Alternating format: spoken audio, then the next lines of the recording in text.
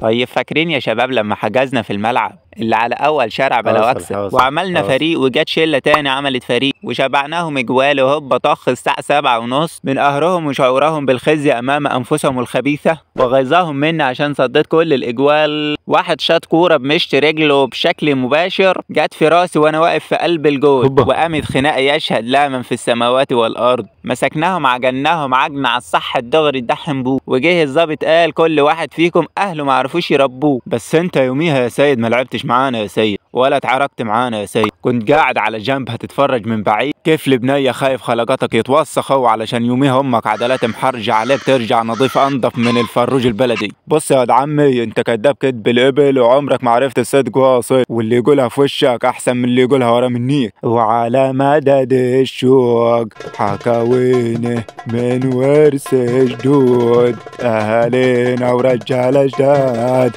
وليلى يقعد وكان يا مكان. كلنا حصلت معانا مواقف محرجة جدا قوي خالص مالص زي كده. سيد ابن ام السيد ولا كذاب ولا قصده يكذب، اللي حصل معاه حاجة اسمها في علم النفس الذكريات الكاذبة. المخ بيشكل ذكريات لأحداث ما حصلتش أصلا أو حصلت بس هو حط عليها توابل وبهارات كده، يعني حاجة أنت فاكرها كأنها حصلت امبارح لكن الحقيقة هي ما حصلتش أصلا أو حصلت بشكل تاني مختلف خالص عن اللي أنت متذكره. مثلا نفترض إنه في واحد اسمه شعلان ده في جرح معلم في رجله منذ نعومة أظافره القبيحة. كل ما حد يسأله قول لي يا شعلان الجرح الغائر الماكر اللي في رجلك ده سببه إيه؟ ده حكاية طويلة عريضة غليظة ملظلظة. كان عندي 5 سنين و4 شهور بالتمام والكمال، وكما قال نيلسون مانديلا اللي يقع على وشه احسن من اللي يقع على. المهم وماشي في شارعنا هوبا دب بلا مقدمات خرج من الظلمات كلب اسود من الايام اللي احنا فيها دهيات، لا وايه من غير ده وكبير جدا اكبر من خيبتك كده يا علاء. هو عوي وزيو هجم عليا هبش رجلي وجات الاسعاف خدتني شالتني ودتني المستشفى وبس. وكل ما اشوف الجرح افتكر الموقف واقول الحمد لله نجاوت. دي قصتي مع الزمان. واللي عنده هبشه في رجله زيي يجي ويفرجني. والحقيقه هي ان اللي جرح شعلان في رجله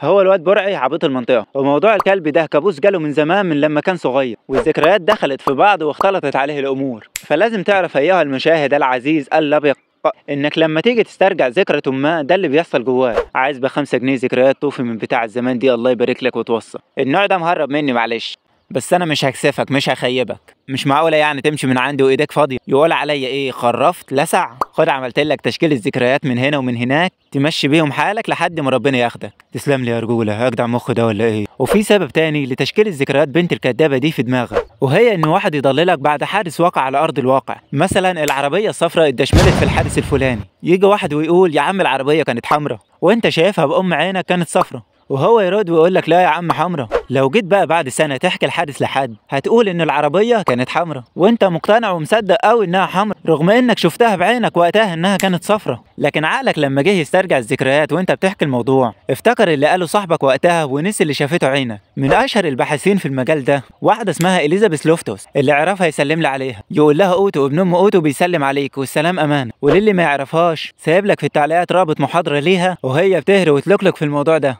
المهم الولية دي أثبتت أنه يمكن زرع ذكريات كاذبة في عقول الأشخاص عبر الإيحاء. مثال من تجاربها إقناع أشخاص أنهم ضاعوا في مركز تجاري عندما كانوا أطفالا فبدأوا يتذكروا تفاصيل لم تحدث أبدا. اهدى كده وما تخافش أنت مش عبيط ولا تجننت. يلا مع بعض نفس عميق من الهواء النقي. كل ما في الأمر هو أن دماغك ما بيسجلش فيديو لحظة بلحظة هو بيحكي قصة وكل ما تفتكر حاجة أنت فعليا بتعمل نسخة جديدة منها ودي النسخة اللي ممكن تتحور تتغير مع الوقت من غير ما تحس. يعني اعمل حسابك لما تيجي تفتكر حاجة ممكن دماغك الحلو ده يضيف تفصيلة نون وكمان نون وصغنون ما حصلتش أو يحذف تفصيلة حصلت ويرميها في الزبالة وكل زن وانت طيب. أو ممكن دماغك بيحب المشاوير ياخدك لبعيد وتتخيل حاجة بشكل متكرر ومع الوقت تثبت في راسك على إنها حقيقة. الذكريات الكاذبة بوظت علاقات ناس كتير جدا فيا ريت بلاش الثقة العمياء في ذاكرتك دي تمام لأنها ممكن تكون بتكذب عليك تعومك تلبسك السلطانية. ولو لقيت واحد زي سيد ابن ام السيد بيقول حاجة ما حصلتش مش شرط يكون بيكذب ممكن دماغه هي اللي تكون راحت بعيد شويتين بالبلد كده وسعت منه حبتين 3 4. وخلي بالك ده كلام علمي فبلاش نقف لبعض على الواحدة. وبدل ما نكبر المواضيع الأولى إننا نكبر دماغنا لأن كلنا في الهوا سوا بربطة المعلم والنهارده عليك بكرة عليا وهكذا. لو حابب تدعمني اضغط لايك واشترك في القناة ولو مش عاوز تدعمني اشترك في القناة واضغط لايك.